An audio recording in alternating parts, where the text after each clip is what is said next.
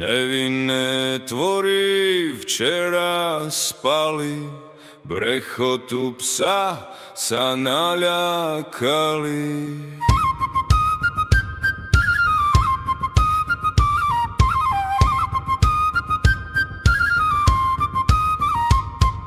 Medvedica vybehla a psa roztrhla, temné netvory prišli a ju na druhý svet poslali. Dnes za matkou mladé plakali. A to len za to, že strážila svoje mladé.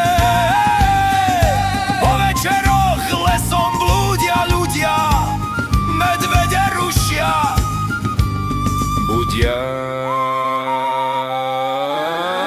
Vadia im v lete, vadia im v zime, vadia im v lese aj na dedine.